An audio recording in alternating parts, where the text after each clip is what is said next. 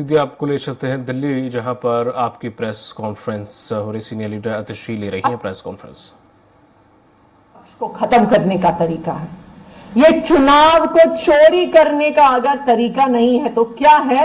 आप सारे विपक्षी नेताओं को जेल में डाल दोगे, आप सारी पार्टियों के बैंक अकाउंट फ्रीज कर दोगे, तो कोई भी चुनाव कैसे लड़ेगा? लेकिन मैं भारतीय जनता पार्टी को यह बता दूं कि जो आप ये विपक्ष के खिलाफ, जो आम आदमी पार्टी के खिलाफ, जो अरविंद केजरीवाल के खिलाफ साजिश कर रहे हैं, इसका जवाब दिल्ली आपको देगी, इसका जवाब पंजाब आपको देगा, इसका जवाब पूरा देश आपको देगा। आज एक और चिंता भी है हमारी। देश में पहली बार एक सिटिंग चीफ मिनिस्टर जिनके पास Z+ सिक्योरिटी है, Z+ सिक्योरिटी कवर है, उनको अरेस्ट किया गया है। अब अरविंद केजरीवाल, दिल्ली के मुख्यमंत्री अरविंद केजरीवाल जी की सिक्योरिटी के लिए कौन जिम्मेदार है?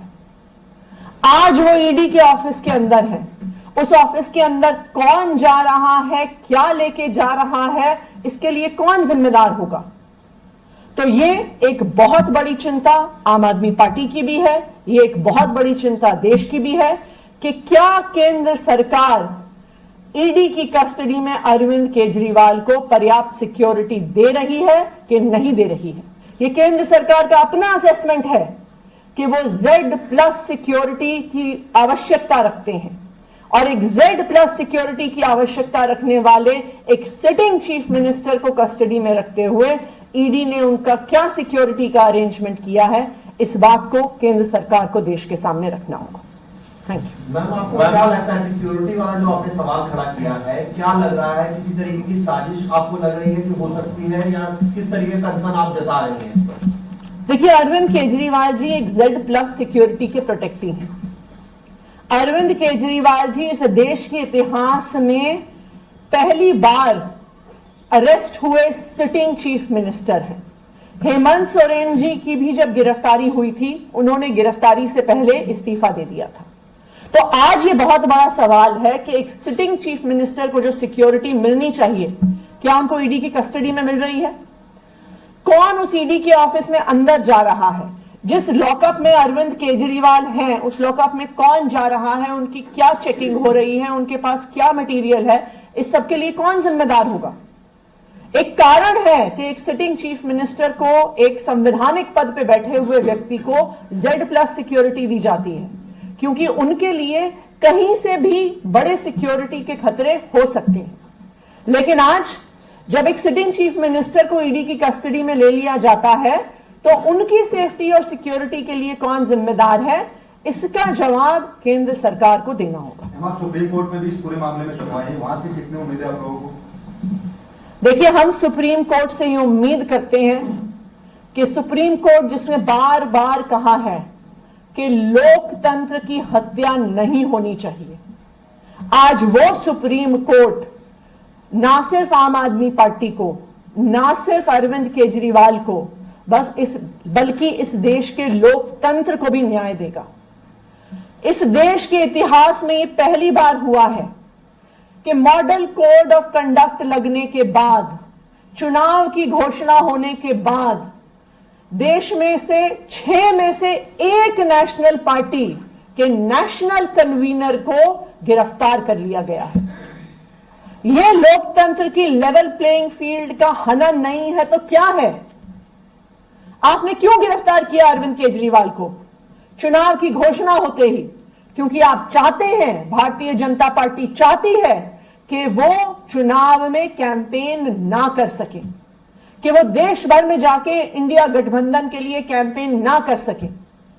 तो ये देश के इतिहास में, इस देश के लोकतंत्र के इतिहास में पहली बार हुआ है, और हम सुप्रीम कोर्ट से उम्मीद करते हैं कि सुप्रीम कोर्ट ने जब भी लोकतंत्र की हत्या करने की कोशिश करी है भारतीय जनता पार्टी ने, चाहे चंडीगढ़ के मेयर के चुनाव में, चाहे इलेक्टोरल बॉन्ड्स के माध्यम से, तो सुप्रीम कोर्ट ने सामने आके लोकतंत्र को बचाया है।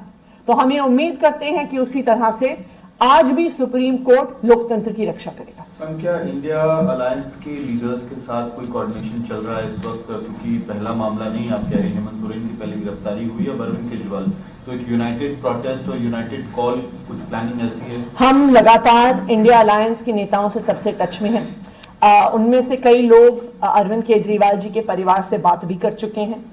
हमारी भी कई नेताओं से बात हुई है और इंडिया गठबंधन के सभी प्रमुख नेताओं ने फोन पर भी और ट्विटर और मीडिया के माध्यम से भी अरविंद केजरीवाल और आम आदमी पार्टी के लिए एक सॉलिडारिटी दिखाई है। यह लड़ाई सिर्फ आम आदमी पार्टी और अरविंद केजरीवाल की नहीं है, आज ये लोकतंत्र के लिए लड़ाई है। आप मॉडल कोड ऑफ कंडक्ट लगने के बाद, चुनाव की घोषणा होने के बाद विपक्ष के एक प्रमुख नेता, एक राष्ट्रीय पार्टी के राष्ट्रीय अध्यक्ष को अगर गिरफ्तार कर रहे हैं तो ये चुनाव को प्रभावित करने का अगर तरीका नहीं है तो और क्या। Thank you. आप लोग प्रोटेस्ट की बात कर रहे थे, सड़क पर उतरने की बात कर रहे थे, वो क्या आज दिल्ली और देश भर में होने जा रहा है? बिल्कुल प्रोटेस्ट होगा, लेकिन आज केंद्र सरकार का जो डर है वो दिल्ली की सड़कों पे भी दिख रहा है। आज आम आदमी पार्टी के ऑफिस को एक छावनी बना दिया गया है। आम आदमी पार्टी के ऑफिस के सामने 2 से 2,500 पुलिस वाले खड़े हैं। आम आदमी पार्टी के ऑफिस की सड़क के सामने हजारों पैरामिलिट्री फोर्सेस वाले खड़े हैं। पूरी दिल्ली से, पूरे देश से पुलिस को और पैरामिलिट्री फोर्सेस को इकट्ठा किया गया है। क्यों? क्योंकि भारतीय जनता पार्टी को डर है, उनको पता है कि वो अरविंद केजरीवाल को जेल में डाल के लोकतंत्र की हत्या करने की कोशिश कर रहे हैं और वो पुलिस के माध्यम से, पैरामिलिट्री फोर्सेस के माध्यम से अब दिल्ली के लोगों की और देश की लोगों की आवाज को भी बंद करने की कोशिश कर रहे हैं। मैम, आज राहुल गांधी आ रहे हैं दिल्ली।